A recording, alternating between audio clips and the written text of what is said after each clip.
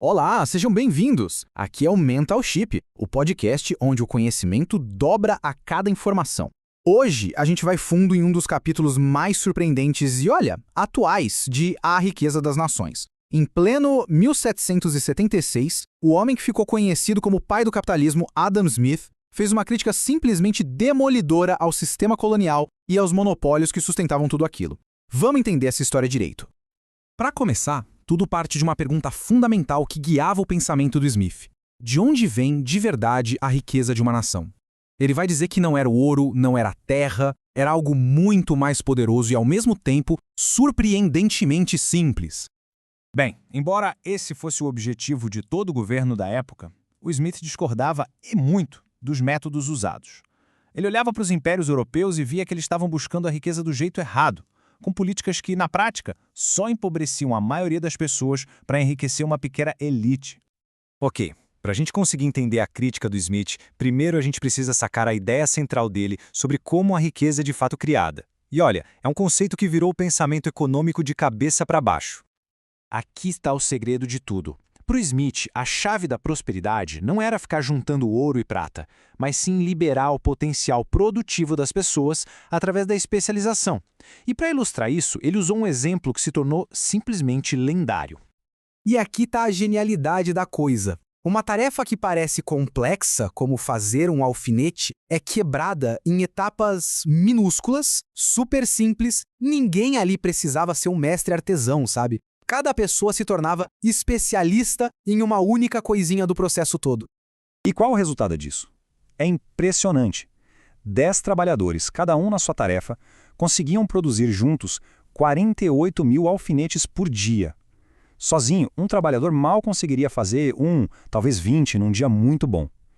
Esse salto gigantesco na produtividade era para o Smith a verdadeira fonte da riqueza. Certo, mas se a divisão do trabalho era um motor tão poderoso, o que impedia que ele gerasse prosperidade para todo mundo? Bem, Smith apontou o dedo para uma força que não só freava esse motor, mas que o corrompia ativamente, para beneficiar só alguns. Esse era o grande vilão na análise do Smith. E aqui tem um ponto crucial para a gente entender. Ele não criticava as empresas que ficavam grandes por serem boas do que faziam. O que ele denunciava eram as empresas que recebiam do governo o direito exclusivo de operar, eliminando toda e qualquer concorrência por força da lei. O esquema funcionava mais ou menos assim. Companhias gigantes, como a famosa Companhia das Índias Orientais, agiam como se fosse um governo paralelo. Elas ditavam as regras, botavam o preço que queriam e, o pior, usavam o poder militar do país, que era financiado com o imposto de todo mundo, para proteger seus lucros particulares. A ironia nessa frase é muito reveladora. Ela mostra um Adam Smith que desconfiava profundamente daquele acordo de bastidores entre os grandes empresários e o Estado. Ele não era um defensor ingênuo dos negócios, de forma alguma, mas sim um defensor ferrenho do consumidor e da concorrência de verdade. Agora vamos para o grande laboratório onde esse choque entre a livre iniciativa e o controle dos monopólios ficou mais claro do que nunca: as colônias. As potências europeias se lançaram ao mundo basicamente por 3 grandes motivos. Uma busca frenética por ouro e prata, o cultivo de produtos exóticos que davam um lucro absurdo, tipo açúcar e tabaco, e, claro, o controle de rotas comerciais estratégicas. E é aqui que o Smith faz uma comparação brilhante. Ele mostra que, nas colônias da América do Norte, onde havia mais liberdade econômica e acesso à terra, a prosperidade floresceu. Já nas Índias Orientais, controladas por monopólios, a inovação foi sufocada e o mercado foi, nas palavras dele, capturado, ou seja, fechado para qualquer concorrente. E aqui vem o pulo do gato. A conta não fechava para o povo.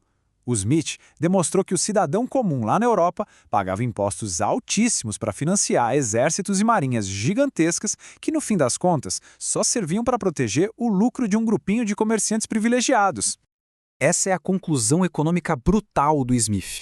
O projeto colonial, que era vendido como uma fonte de riqueza para a nação inteira, era na verdade um esquema de transferência de riqueza, do bolso do público para o bolso de uma elite. O Smith também não ignorou o impacto social, que era bem complexo. Ele reconhecia, sim, que as colônias davam uma chance para os pobres da Europa, uma oportunidade de subir na vida que não existia por lá. Mas, e isso é fundamental, ele nunca usou esse argumento para justificar o custo humano imenso.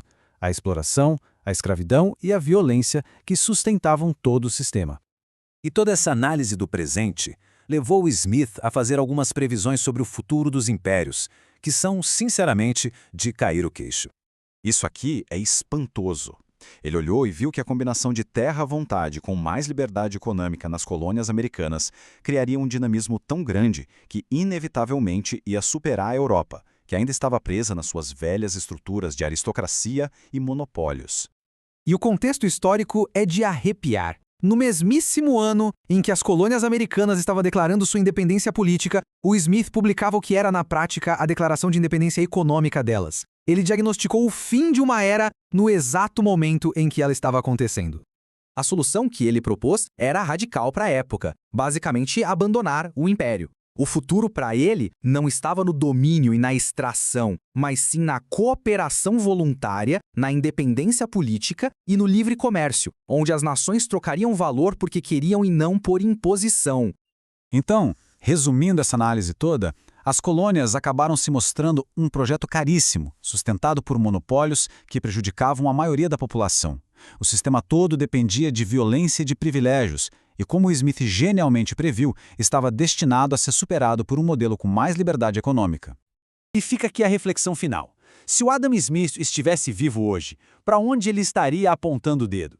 Que conspirações contra o público ele estaria denunciando no nosso mundo? Fica a pergunta. Na nossa próxima análise, vamos investigar os fisiocratas, os pensadores franceses que o Smith tanto admirava quanto criticava. Este episódio foi gerado com apoio de inteligência artificial para maximizar clareza e profundidade. Para uma compreensão completa, recomendo a leitura da obra original. Os links estão na descrição. Se gostou, curta e compartilhe. Mental Chip, onde o conhecimento dobra a cada informação.